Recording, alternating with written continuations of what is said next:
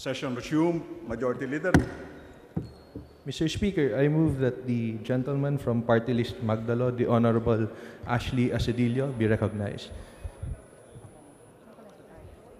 The gentleman from the Party List Akbayan, the Honorable Barry Gutierrez, is recognized to deliver his privileged speech.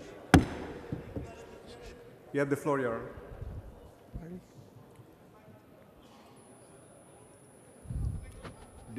The chair had recognized the Honorable Gutierrez, Majority Leader. Mr. Speaker, Mr. Speaker, I reiterate my motion to have the Honorable Gentleman from Party List Magdalo, Representative Asedillo, be recognized to interpellate the Honorable Katamco. Will the lady from North Cotabato yield to interpellations? My pleasure, All Mr. right. Speaker. The gentleman has the floor. You may go ahead, please.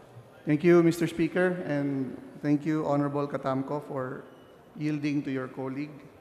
Before I ask some questions, gusto ko lang hong sang-ayunan yung mga nasabi nyo kanina. Unang-una, kayo ho'y naging subject ng tirade, which to my mind was not only uncalled for, it was also below the belt.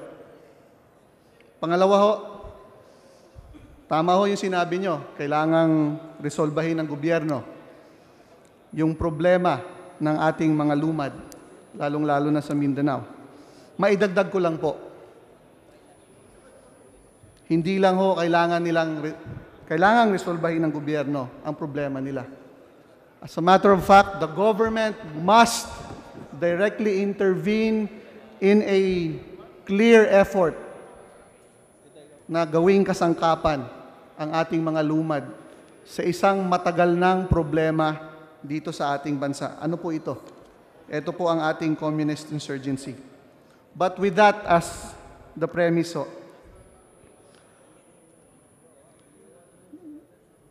Honorable Katamco, if you could kindly reiterate, paano ho ba kayo nasama o napasok dito sa isyong to ng ating mga IP doon po sa loob ng UCCP Haran sa Davao City?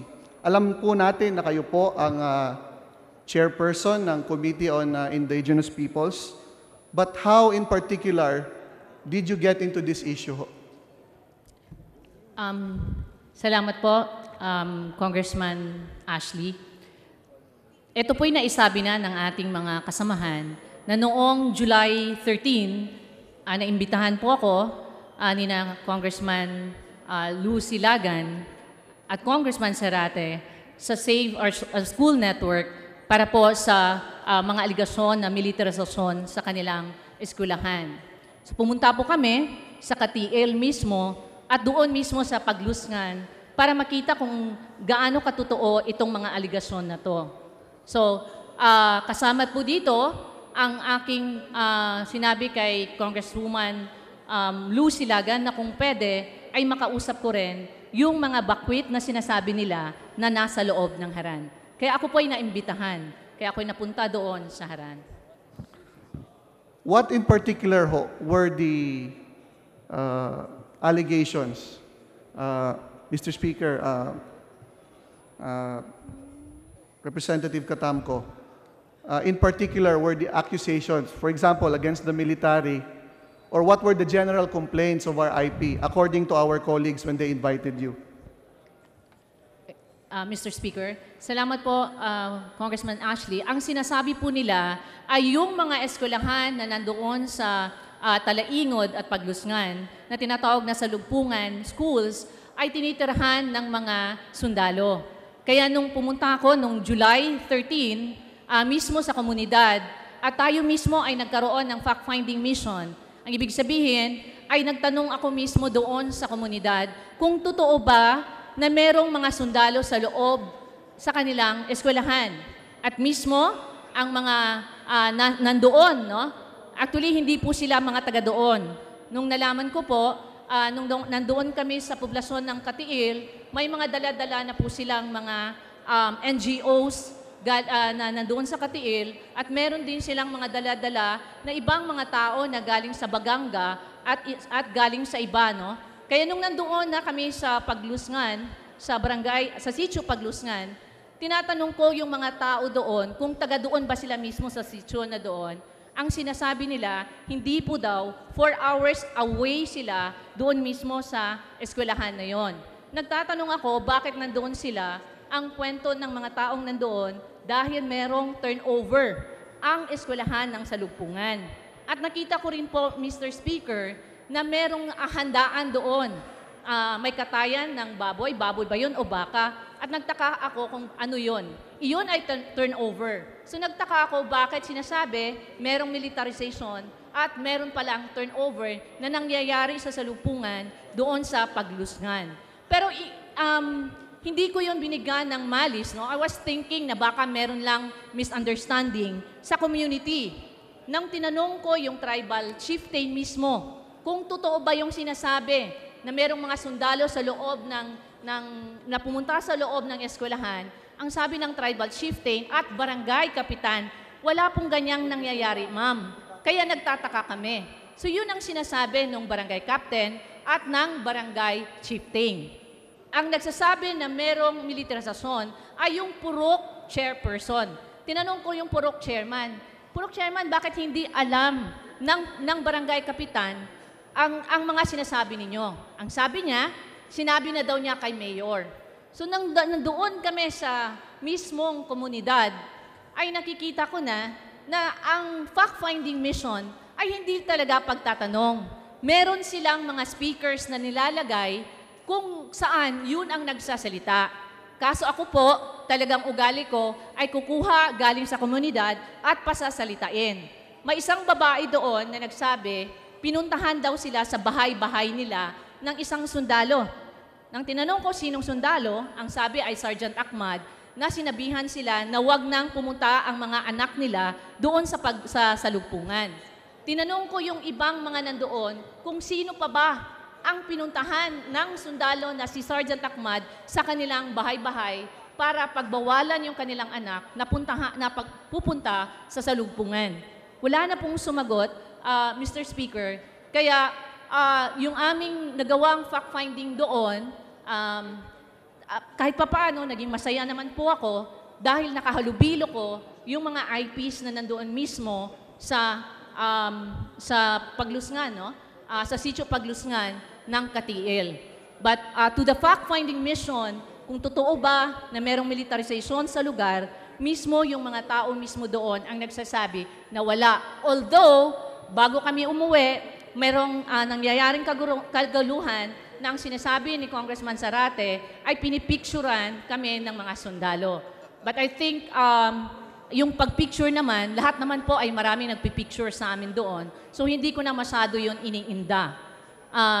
Then the next day, July 14, yun na po yung first day ko na nagbisita mismo sa Haran na kung saan ang sinasabi nila ay merong 700 buckwheats na mga lumad na babae kasama doon, no, at mga bata. Pero according to our intelligence report, ay meron pong 1,280 lumads na nandoon ngayon sa Haran. At ito po ay nakita po natin kung ano yung sitwasyon nila at iisa lang po ang tinatawag na antipolo type toilet na kung saan doon po sila gumagamit. Natanong ko po ito, Mr. Speaker, Honorable Katamco, kasi kung meron hong common element doon po sa nabanggit nyo tungkol sa mga salugpungan schools at yung problema ng mga IP dyan ho sa UCCP Haran, ito po ang, of course, obviously, yung presence ng ating mga kapatid na lumad at yung aligasyon laban sa military. Na mababalikan ko lang po, bago ho tayo pumunta sa UCCP Haran, nabanggit nyo po yung salugpungan. Kung naalala ho natin at sa kaalaman ho ng mga kasama natin dito sa Kamara, meron hong aligasyon laban sa military na kesyo pinapasara daw nila ang mga salugpungan. Ito ho yung mga lumad schools ho natin ng mga kapatid nating IP sa Mindanao. We were able to obtain information, Mr. Speaker, Honorable Katamco, that the closure of certain salugpungan schools was merely administrative. However, what was troubling behind this story was the fact that there was clear documented evidence that these schools were being used for recruitment of our lumads into the NPA's fold. Bakit po? May iba po silang kinakantang national anthem. Yung mga test paper po, at Mr. Speaker, may hawak po tayo. Ang test paper po have been formulated to an extent that if you put an answer favorable to government, mali po ang sagot mo. Pag ang sagot mo sa isang statement denouncing government and the actions of government, tama po ang sagot mo sa test paper. Ito po ba yung sinasabi niyong mga salugpungan schools, Honorable Katamco, Mr. Speaker? Yan po, Mr. Speaker, yung sa Salugpungan School na aming nagiging fact-finding mission na nandoon, ang usapin po ay militarization. As to the curriculum at yung kung ano po yung itinuturo, ay hindi po yun kasama sa aming fact-finding mission. Kaya siguro ipagpaumanin niyo po, Mr. Speaker, na as of now, ayoko pong to go out of the topic na yung aking privilege as of today. Thank you, Mr. Speaker. Honorable Katamco. Yun po ay isang paglilinaw lang. Maybe at a different time, we will take an opportunity to go further on that in this plenary. Balik ho tayo doon sa UCCP Haran. Kung naintindihan ko po ang inyong talumpati kanina at yung mga pinakita niyong video, meron po tayo mga kapatid na lumad sa bundok ho ng Davao, pinuntahan ng NPA on the premises, nabibigyan ho sila ng bigas, mosquito net, farming equipment, at kesyo daw, makikipagpulong daw po sila sa ating Pangulo, kay Mayor Duterte, at sa isa pa nating kasama dito na si Congressman Manny Pacquiao. At dahil po dito, kaya po sila bumaba. As of last count ho, almost 700 of them. Tama po ba ito? Yes, Mr. Speaker, ito po yung nakuha na number, galing po yan sa UCCP Haran na numbers. But we have a different number. Sa aming report po ay merong 1,280 lumads as of now. Mr. Speaker, Honorable Katamco, if the allegation was that it was the NPA who brought them down from the mountains, would you be able to, or were you able to find out, Honorable Katamco, how they were received in Davao? Sino po ang nakapaghanap sa kanila ng isang lugar na paglalagyan po sa kanila? At sino po ang nagtustos sa kanilang pang-araw-araw na kailangan? Kasi as of now ho, and I'm trying to get to that point where I can make a conclusion kung bakit ho sila dinala doon, paano ho nangyari yun? Paano yung naging handover, pagbabaho nila galing sa bundok, at pagtanggap po sa kanila doon sa UCCP Haran? At bakit doon po sa UCCP Haran in the first place, Mr. Speaker, Honorable Katamco? Mr. Speaker, yung tanong po na kung bakit sila napunta sa Haran, ang pagkakaalam ko po sa aming investigasyon na nangyari, maliban po sa 23 ka mga tao nang galing sa San Fernando, Bukidnon, na kung saan ay meron ng documentary film yan with sworn statements, no? May mga affidavits din po yan. Meron din po kaming mga kausap na mismo galing doon, no? Kung papaano nga sila nalinlang. At yun nga po, tama po yung sinabi ninyo na sinabihan sila, nabibigyan sila ng pera na 5,000, bibigyan sila ng mga gamit sa bahay at makipagkita sila kay Congressman Manny Pacquiao, kay Mayor Duterte at sa Pangulo at magkaroon ng dialogue with the NCIP kasama ang mga pulis. Yun po ang lumabas sa ating mga investigasyon. Now, what's becoming apparent here, Mr. Speaker, Honorable Katamco, is that there were false promises. And I don't think any responsible government official or government agency will make such promises para lang po madala ang ating mga kaibigang lumad sa syudad sa isang dialogo. Unless there was another reason. Tama po ba yan, Honorable Katamco? Mr. Speaker, I really do not want to speculate.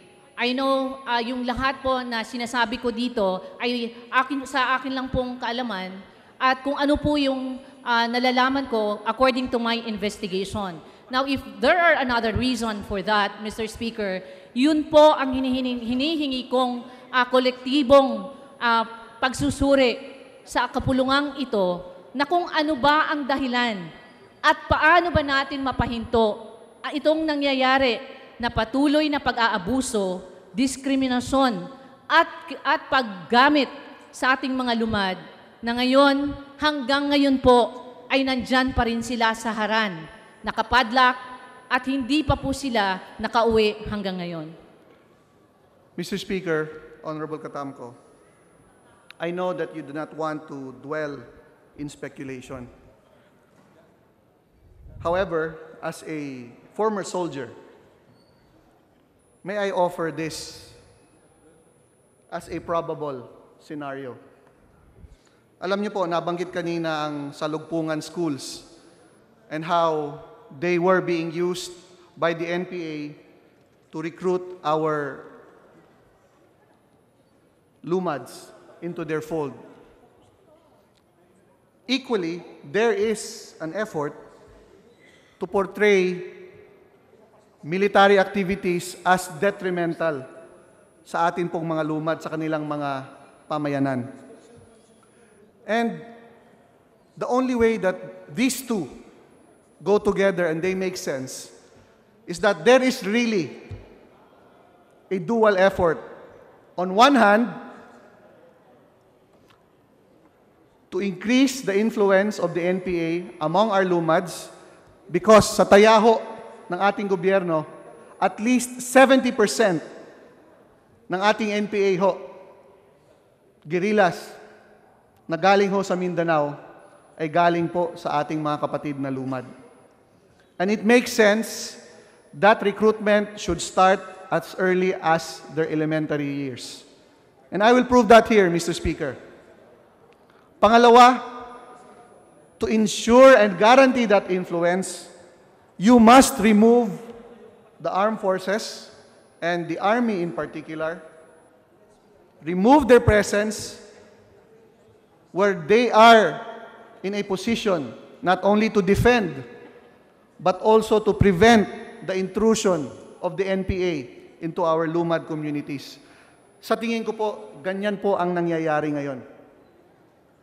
And if nakitaan po ng NPA yung ating mga lumad leaders ng kooperasyon or partisipasyon sa programa ng gobyerno, alam niyo po anong nangyayari sa kanila? Mr. Speaker, Honorable Katamco, sila po ay pinapatay o di kaya kinikidnap, gaya po ng nangyari kamakailan lamang. Before I yield the floor, Mr. Speaker, Honorable Katamco, may I just say this in parting. Our colleague here, the Honorable Katamco, was disparaged and accused of wrong behavior by two of our colleagues here.